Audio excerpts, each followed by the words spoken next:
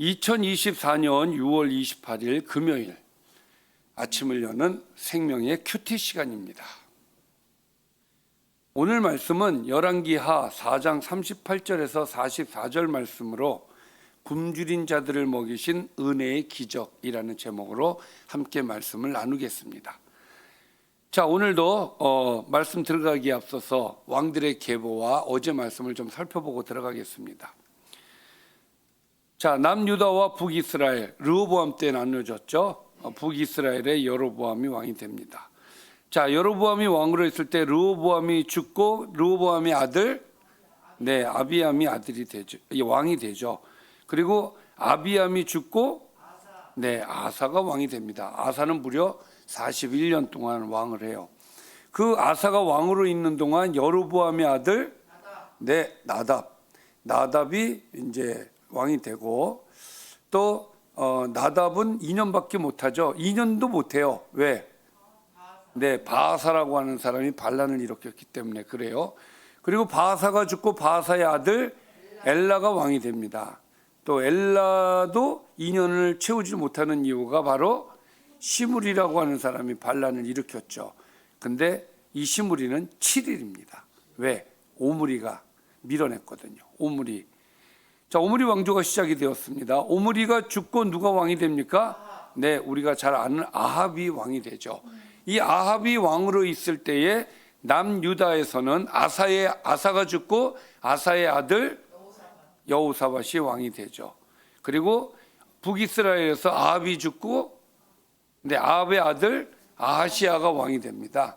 자, 아하시아는 낙상을 해서 오래 살지 못해요.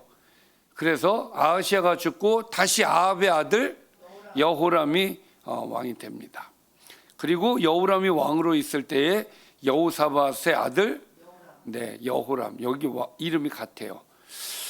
자, 나중에 이제 말씀을 드리겠습니다만은 이 북이스라엘의 여호람을 성경에서는 요람이라고도 이야기를 해요.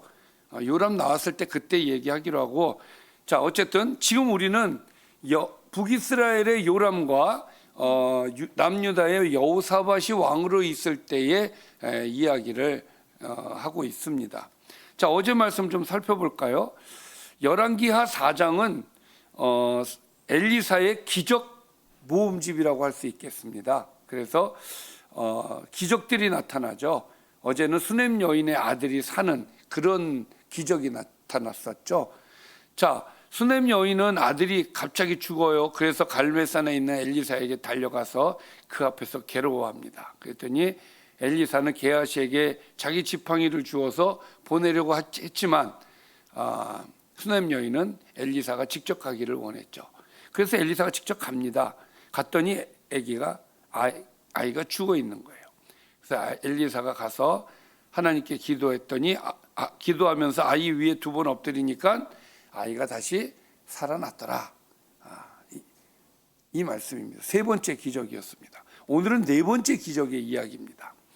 엘리사가 다시 길갈에 이르니 그 땅에 흉년이 들었는데 선지자의 제자들이 엘리사 앞에 앉은지라 엘리사가 자기 사원에게 이르되 큰 솥을 걸고 선지자의 제자들을 위하여 국을 끓이라.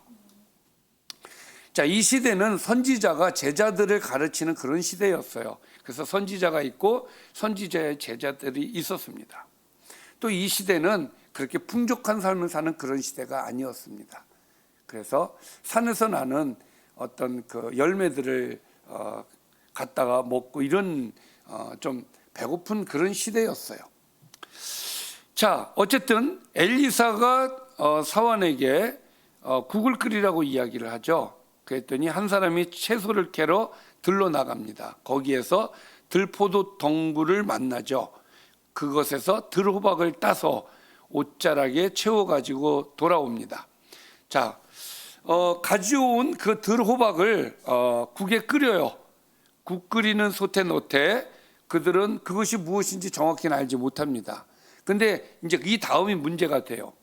이에 퍼다가 무리에게 주어 먹게 하였더니 무리가 국을 먹다가 그들이 외쳐 이르되 하나님의 사람이여 솥에 죽음의 독이 있나이다 하고 능히 먹지 못하는지라. 그러니까 독이 있었던 식물이었던 거예요.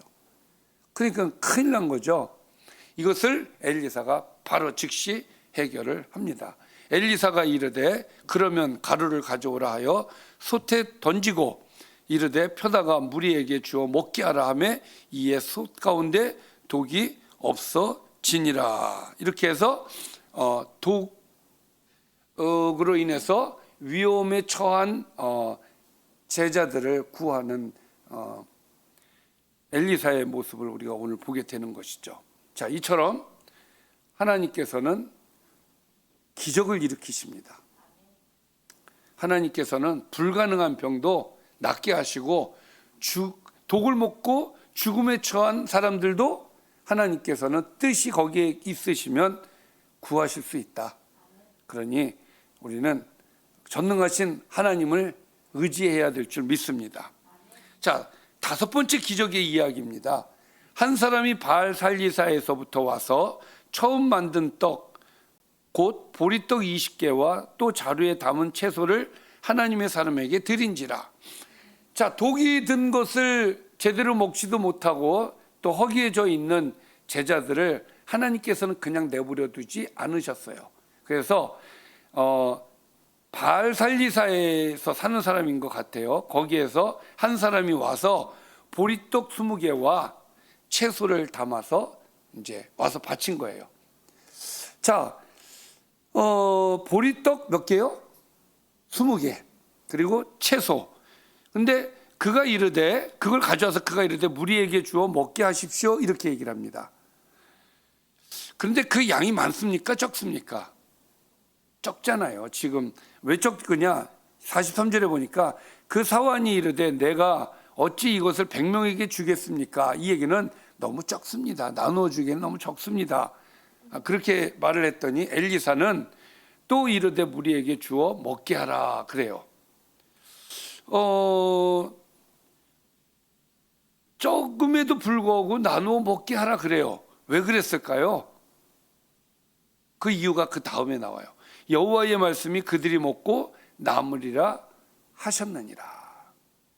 하나님께서 음성으로 주셨는지 어떻게 주셨는지 모르겠지만 엘리사에게 먹고 남을 것이다, 나누어 줘라 그랬다고 이제 엘리사가 말을 하는 거예요.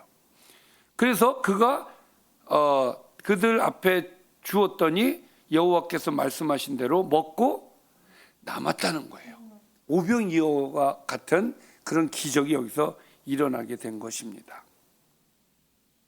자, 하나님께서 정말 그 선지자와 선지자들을 챙겨주시는 그 은혜를 우리가 볼 수가 있고, 또 하나는 여기에 보면 이 사람이 하나님께 드린, 여기에 보면은 처음 만든 떡이라고 되어 있거든요. 이건 아마도 하나님께 드리려고 준비를 해놓은 것 같아요. 처음 것을 드리잖아요. 하나님께 드릴 때는. 자, 그래서 이것을 제사장에게 가져가지 않고 일로 가져온 것은 아마도 이 시대가 하나님을 제대로 섬기지 않는 그런 시대였기 때문에 하나님의 사람에게 가져온 것으로 보여져요. 어쨌든 이렇게 한 사람의 헌신이 100명을 충분히 먹게 하는 그런 능력이 나타나더라는 거예요.